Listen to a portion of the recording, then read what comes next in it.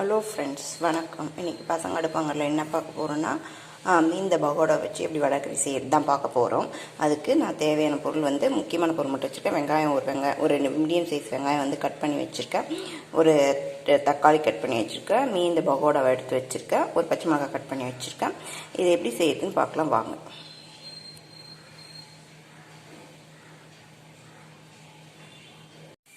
கொஞ்சமாக கடல் பாசி,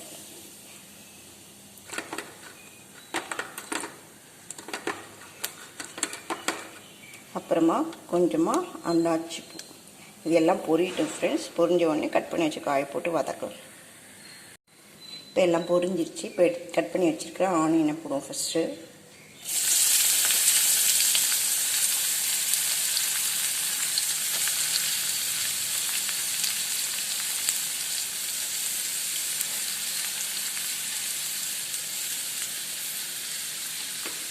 வெங்காயத்தை போட்டு வதக்கலாம்.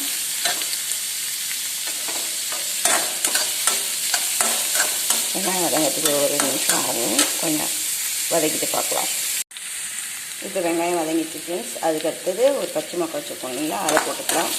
அது வதங்கட்டும். நீண்ட பகோடா இது மாதிரி நீண்ட மசால் வடை இது மாதிரி ஃபங்க்ஷன் டைமில் செய்யக்கலாமே இருக்குல்ல, அது கூட வச்சு வடை செய்யுங்க. இதுக்காக தனியாக மாவு அரைக்கிறது பற்றி இது செய்யறதுக்கு கொஞ்சம் ஈஸியாக இருக்கும். வேலை சீக்கிரமாக முடியும், அவ்வளோதான், வேறு ஒன்றும் இல்லை. பச்சை மிளகாய் வதங்கிடுச்சு. பச்சை மிளகாய் வதங்கிடுச்சு. இப்போ தக்காளி போடலாம். கட் பண்ணி வச்சுருக்க தக்காளியை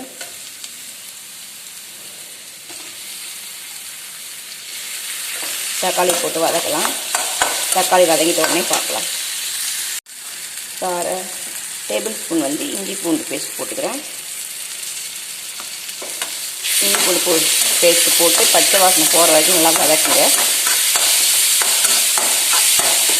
நல்லா வதங்கட்டும். இஞ்சி பூண்டு பேஸ்ட்டு போட்டு நல்லா வதக்கி வச்சு பச்சை வாசனை போயிடுச்சு. இப்போ ஒரு டீஸ்பூன் மஞ்சள்தூள் போட்டுக்கலாம்.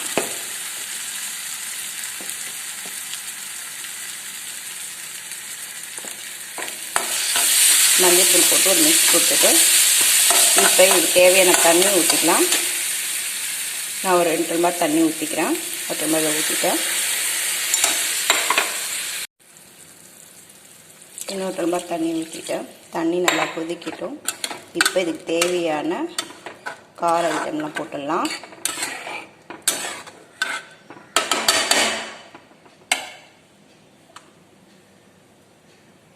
இப்போ ஒரு டேபிள் ஸ்பூன் மல்லித்தூள்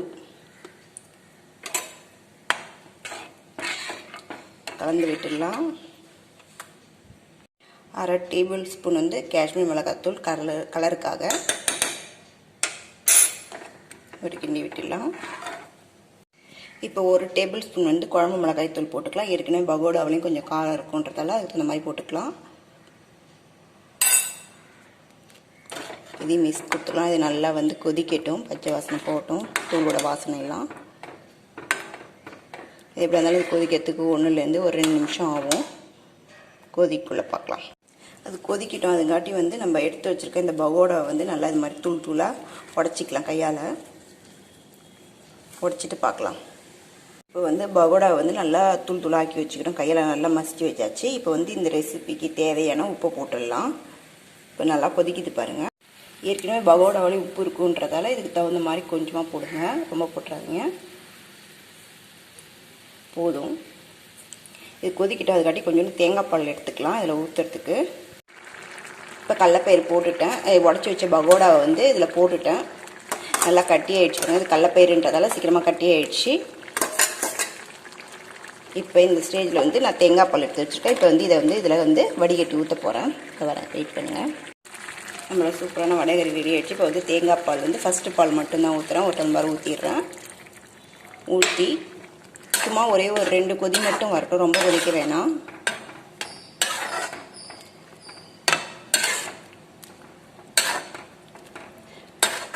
கொதிக்கட்டும். அதுங்காட்டி நம்ம கருவேப்பிலை கொத்தமல்லி தழை போட்டுடலாம்.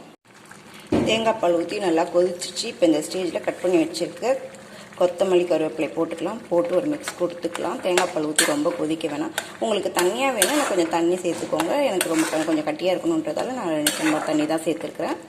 ஓகே, இப்போ அடுப்பை ஆஃப் பண்ணிடலாம். இப்போ டிஸ்பிளேயில் பார்க்கலாம்.